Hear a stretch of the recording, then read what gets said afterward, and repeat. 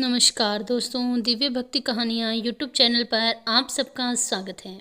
दोस्तों, आज मैं आपको विशाख मास महात्म का 8वां अध्याय सुनाने वाली हूँ। तो चलिए अध्याय शुरू करते हैं।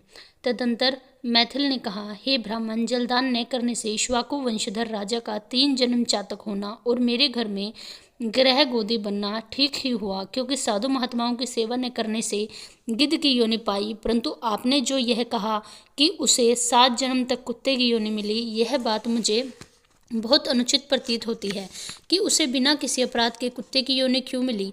हे विप्रवर, मैं आपका प्यारा शिष्य हूँ, आप मेरे इस संशय को दूर कर दीजिए। राजा के प्रश्नों को सुन महायशस्वी शुतदेव जी धन्य धन्य कहकर कहने लगे, हे राजन, हे पाप रहित, जो तुमने पूछा है मैं उसका समाधान करता हूँ।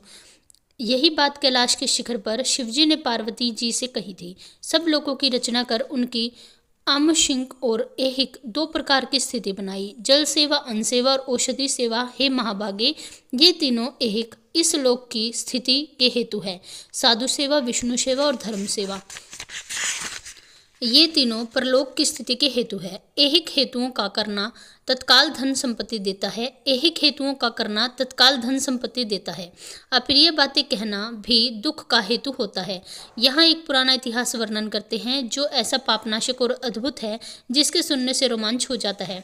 दक्ष दीक्षा के उपगत दक्ष प्रजापति एक समय महादेव जी को बुलाने कैलाश पर गए। उन्हें देखकर उन्हीं की भलाई के लिए महादेव जी ने उठकर उनका आदर नहीं किया। शिव जी ने सोचा, मैं संपूर्ण देवताओं का गुरु हूँ। स्वामी सेवक के आने पर पति स्त्री के लिए, गुरु शिष्य के लिए नहीं उठते। जो स्वामी स्वयं भृत्यादि के लिए उठते हैं उसकी आयु, धन और यश तत्काल नष्ट हो जाते हैं, इसलिए मुझे उठना उचित नहीं है।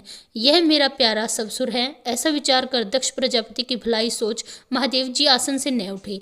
तब महादेव जी द्वारा उठकर आदर न किए जाने के कारण दक्ष प्रजापति को बड़ा क्रोध आया और अनेक प्रकार से महादेव के आगे वह निंदा करने लगा कि ऐसा अहंकारी जिसका धन केवल एक बूढ़ा बैल है, कपाल की हड्डी धारण करता है, शमशान ही जिसका घर है, सर्पों के आभूषण धारण करता है, संग में रात दिन भूत प्रेत पिशाच ऐसे ऐसे दुर्जन रहते हैं।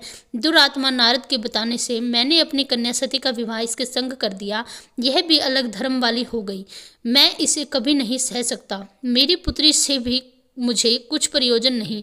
ऐसे विमूढ़ आत्मा दक्ष ने सती और शंकर को निमंत्रण नहीं दिया और अनेक प्रकार के कुवाक्य कहकर चला गया। तदंतर यज्ञ स्थान में जाकर ऋत्विक और मुनियों को संग ले विधि पूर्वक यज्ञ करने लगा। शंकर जी की निंदा करता रहा। ब्रह्मा और विष्णु को छोड़ सिद्ध, चारण, गंधर्व, यक्ष, राक्षस और किन्नर आदि सब देवता यज्ञ में आए। तब सती की इच्छा अपने कुटुंबियों से मिलने की तथा उत्सव देखने की हुई। स्त्री स्वभाव की चंचलता के कारण उसने महादेव के मना करने पर भी वहां जाने का मन बना लिया। महादेव जी बोले, हे सती, सभा में बैठकर वह मेरी सदा निंदा करते हैं, जो तुमसे सही नहीं चाहेगी और तुम निश्चित ही शरीर को त्याग दोगी। अतएव तुम अपने पिता के घर मत जाओ, वहां जाने से तुम्हारा कल्याण नहीं। इस प्रकार समझाने पर भी माता सती नहीं रुकी, अकेली घर के लिए निकल पैदल चल दी। तब नंदी ने चुपचाप सती को अपने पीठ पर बिठा लिया और महादेव जी के करोड़ों भूतादिगण पीछे चले। सती जी महलों में होती हुई किसी के न बोलने पर उदास हो गई। महादेव जी की बात याद करके यज्ञ मंडप में गई। वहां पर भी दक्ष प्रजापति और सभा के सब लोगों को अपनी तरफ देख किसी के न बोलने पर सती जी वहां खड़ी होकर रुद्र की आहुति तक पिता की चेष्टा देखती रही। जब दक्ष ने रुद्र को छोड़ आहुति दी तो सती की आंखों में आंसू भर आए। बड़ों का अपमान करने से कल्याण नहीं होता। तुमने रुद्र की आहुति नहीं दी है। ये जितने ऋषि मुनि महात्मा इकट्ठे हैं, इन्होंने भी तुम्हारी दुष्ट बुद्धि दूर नहीं की। विधाता इनके भी विमुख ज्ञात होता है। सती की ऐसी बातें कहने पर पूषा देवता मुख फाड़कर हंसने लगा। शुक्राचार्य दाढ़ी और मूछ फड़फड़ाने लगे। बहुत से भुजा, पांव और कक्षाओं को फड़फड़ाने लगे और दक्ष की निंदा करने लगे। उनकी बातों और पति की निंदा सुनने का प्रायश्चित करने के लिए क्रोध से लाल होकर शरीर त्याग करने का विचार कर सबके देखते ही देखते सती होम की अग्नि में गिर पड़ी। सती के गिरते ही बड़ा हाहाकार मच गया। महादेव जी के गण भागकर शिव जी के पास पहुंचे और सब कथा कह सुनाई। शिव जी ने यह सुनते ही उठकर कालांतक के समान क्रोध से एक जटा उखाड़ कर पृथ्वी पर दे मारी, जिससे बड़ा बलवान महाकाय वीरभद्र उत्पन्न हुए। उसके सहस्र भुजाएं थीं और रूप यमराज के समान दिखाई पड़ता था। वह महादेव जी के सन्मुख हाथ जोड़कर खड़े हो गए और बोले, क्या आज्ञा है।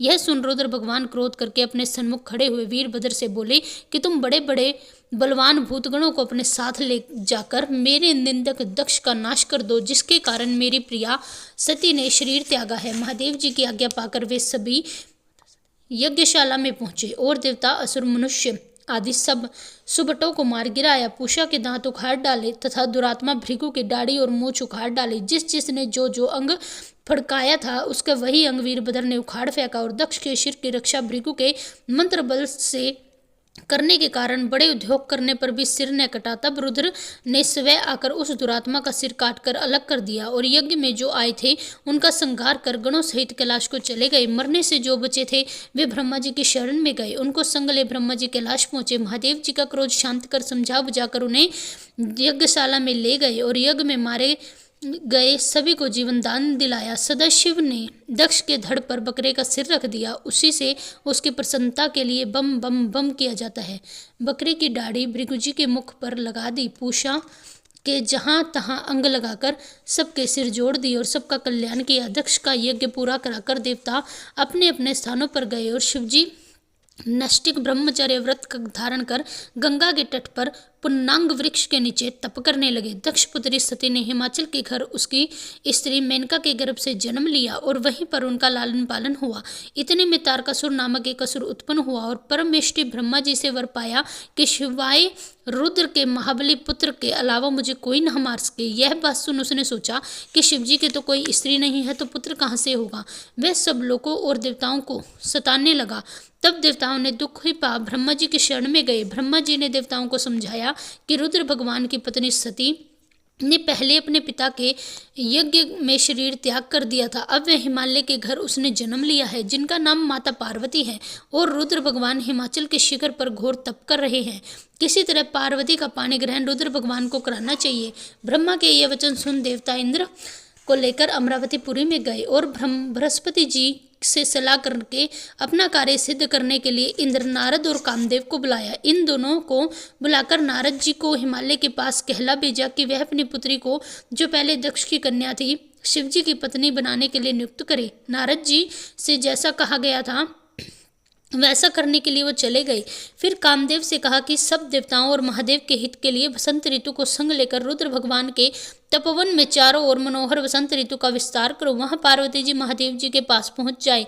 तब धनुष पर बाण चढ़ाकर ऐसा मारो कि महादेव जी मोहित होकर उनका संगम होने से हमारे सब कार्य पूरे हो जावे। कामदेव ने जो आज्ञा कहकर बसंत ऋतु अपनी स्त्री रति और अनुचरों को संग ले उस ओर शीघ्र जा अपनी शक्ति से असमय में बसंत ऋतु उत्पन्न कर दी, जिससे चारों ओर वन में शीतल मंद सुगंधित वायु चलने लगी। देवता उसी समय महादेव जी भी पार्वती जी की सेवा से प्रसन्न हो उन्हें गोदी में बिठाकर कुछ कहने लगे। तब कामदेव जी ने प्राण प्रिया के संगम का उचित समय जान महादेव जी के पीछे वृक्ष की ओट से एक बाण छोड़ दिया, जिससे महादेव जी के मन चंचल होने से चित्त में व्याकुल हो इधर उधर देखा तो कामदेव दिखाई पड़ा। क्रोध से अपने मस्तक के तीसरे नेत्र को खोलकर पार्वती को दूर करके ऐसी तीक्ष्ण अग्नि प्रकट की जिससे संसार भयभीत हो गया। उस अग्नि से धनुष बाण सहित कामदेव को भस्म कर दिया। देवता अपने कार्य की सिद्धि समझकर तथा बसंत और रति भयभीत होकर भाग गए। पार्वती डर के मारे आंख बंद कर दूर हट गई और महादेव जी भी अंतर्ध्यान हो गए। हित की इच्छा करने वाले देवताओं को कुछ भी फल की सिद्धि नहीं हुई, उल्टा अनर्थ हो गया। जो कोई साधुओं के संग दुष्टता करते हैं उनका कहना ही क्या है। इस प्रकार साधुओं की सेवा न करने से इक्ष्वाकु के पुत्र ने दुख भोगा और अनेक बुरे योनियों में जन्म लिया। जो रात दिन इस पुण्य चरित्र रूपी पुराने इतिहास को सुनते हैं वे जन्म, मृत्यु, बुढ़ापा आदि से निसंदेह ही छूट जाते हैं। धन्यवाद दोस्तों, यदि आपको यह अध्याय पसंद आया तो मेरे चैनल को सब्सक्राइब करें, वीडियो को लाइक करें और कमेंट में जय जय श्री हरि अवश्य लिखें। धन्यवाद। हर हर महादेव।